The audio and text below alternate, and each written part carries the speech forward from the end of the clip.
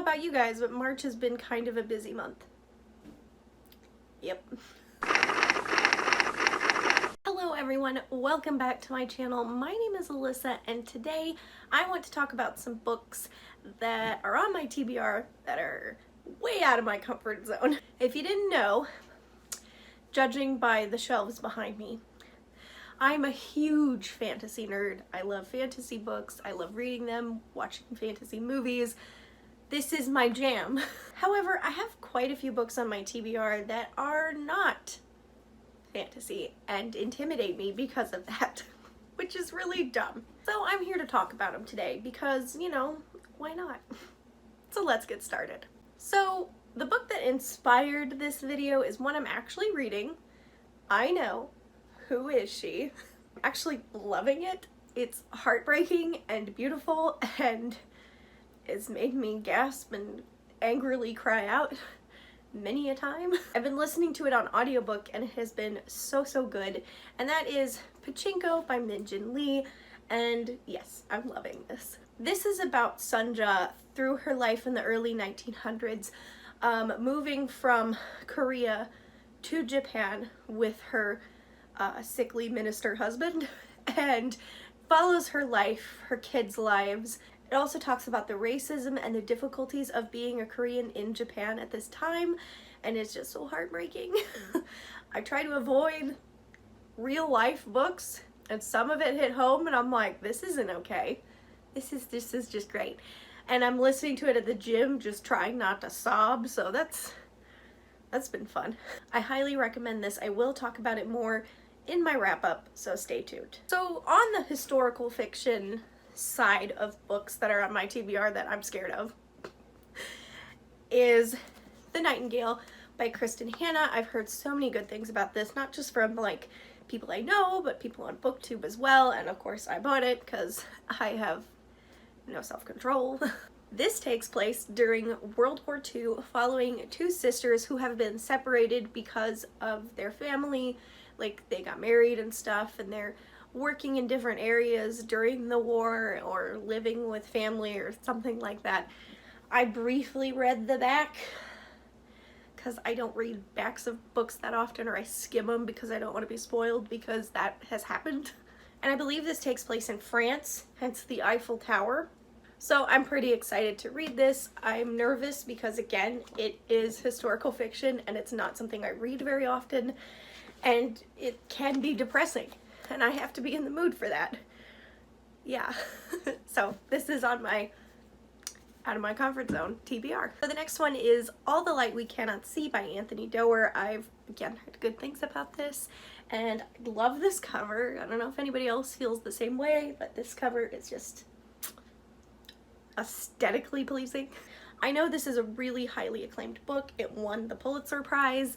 It was on Oprah, or Oprah at least talked about it, so that's gotta be something. Probably on her show, and she's like, and you get a copy, and you get a copy. That's my Oprah impression. It was really bad, and I'm so sorry. I believe this is about two siblings living and working during World War II, or World War I. World War II, it says Nazis on the back. And it kind of just follows their journey through the war, and things happen. Again, I don't know, but this is definitely one I'd like to read sooner rather than later because, again, it sounds good. I'm struggling. I'm seriously struggling today.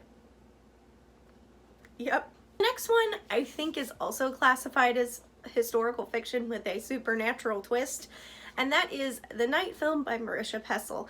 I've had this book for years.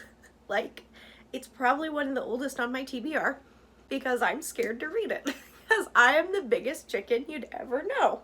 So I believe this is kind of set in old Hollywood. Her dad makes movies, but then there's like a murder that kind of is copycatted, I guess, from her dad's pictures. So our main character tries to figure it out. Again, it's a thriller, horror, supernatural nonsense. I don't know what this is categorized because I don't read these things very much.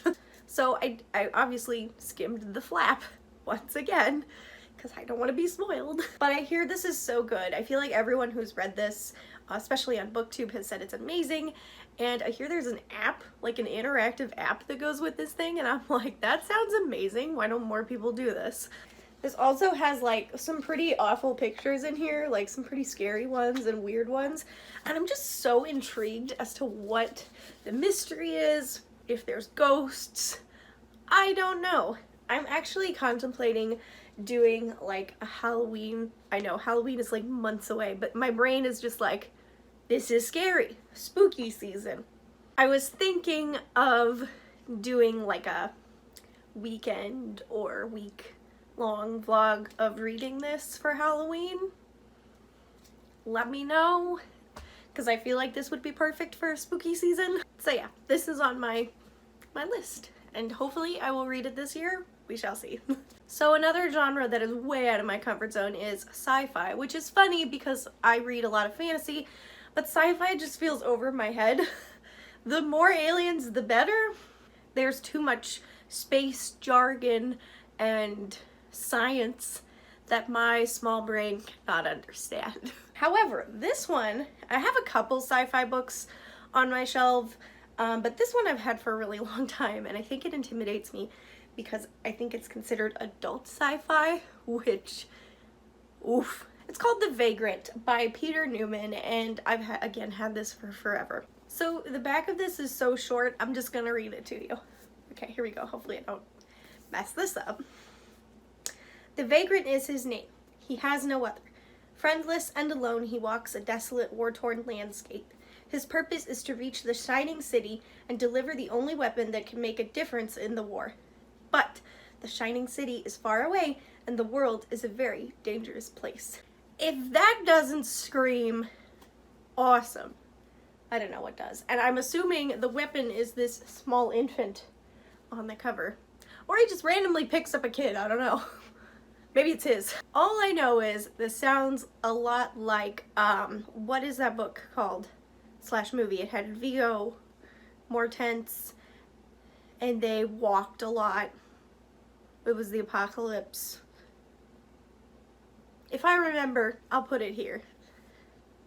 There you go. So I think this sounds incredible, but again, it sounds kind of sci-fi, like almost sci-fi dystopian, and I am not a huge dystopian fan at all.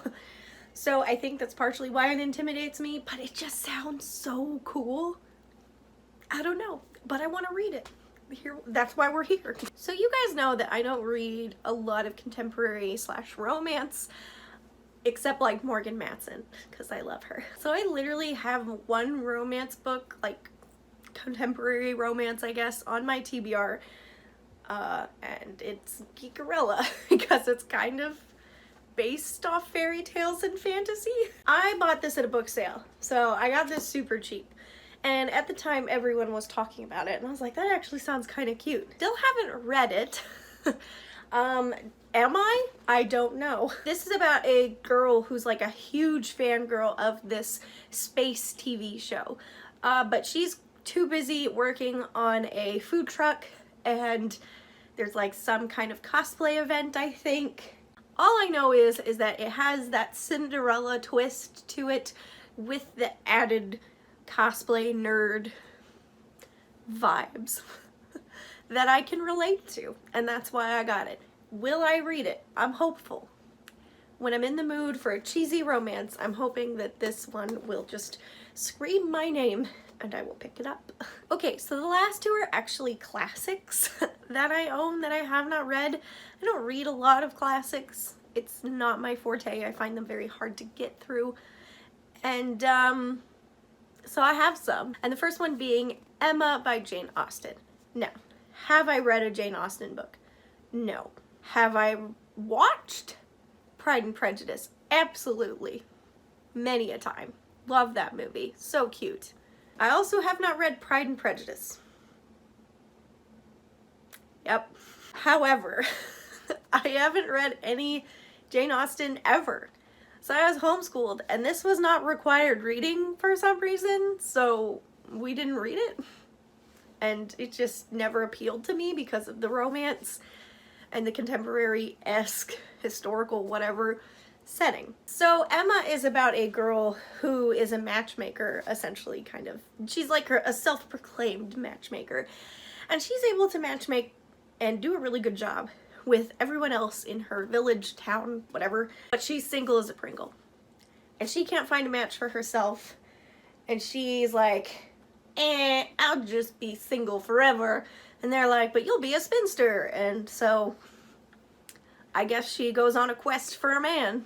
I really want to see the movie too, but I've told myself I have to read the book before I do that. And I love this cover.